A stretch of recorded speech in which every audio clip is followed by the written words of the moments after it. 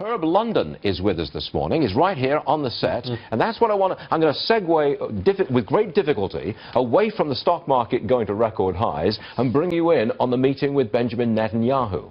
I say there is an element of contention here. What say you, sir? I say that it's primarily an effort to appease those in the State Department and appear as if the United States is even-handed.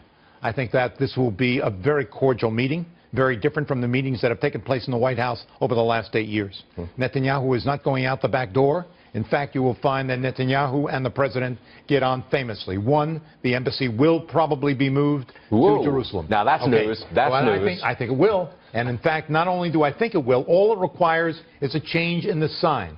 There is an embassy there, but it's not called an embassy. So you just put up a different sign. Yeah, but politically, diplomatically, you know that that's a bombshell. The symbolism is extraordinary. And again, if you do nothing, that's also extraordinary. But I think that the president is going to move on this front.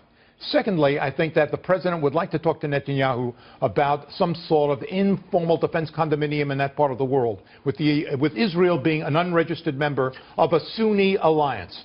Egypt, Saudi Arabia, Bahrain, Jordan, working together. A new alignment, you mean? A new alignment. I wouldn't maybe call it a new center. Slightly under the table, but maybe you don't publicize Israel's involvement in this? I said Israel would be an unregistered member of this defense condominium. But that's a complete reversal of what we've had for a generation, 2 generations. That is correct. That is a radical reversal. But keep in mind that Israel is presently working with Egypt to deal with the war in the Sinai right now. All under the radar.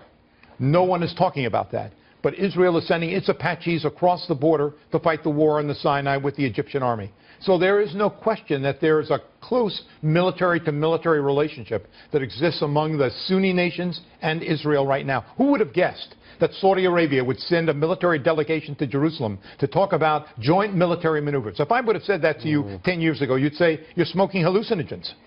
Smoking hallucinogens, well, yes. but it's happened. Okay, but it's happened. But it's happened. I mean, I'm not suggesting that you do. No, please don't. Okay. But what you're saying, that is really dramatic stuff. I think it is dramatic. We've not seen anything even approaching this for a long, long time. Ever, in fact. Yes. Now, let me reverse this. If what you say is correct, and we get this kind of realignment of power in the Middle East, will Jewish people in America start to vote Republican, as opposed to always voting Democrat? Part of the difficulty is that Jews do not know how to pull an R lever. They're only accustomed to pulling a D. Right. It is true that Israel is an important factor in how the Jewish vote goes in the United States, but it is not the overarching factor. There are a number of factors that go into that equation. I think that close Israeli-American alliance of the kind that we've had before, this special relationship, will undoubtedly lead to more Jewish votes. How many? Very difficult to say.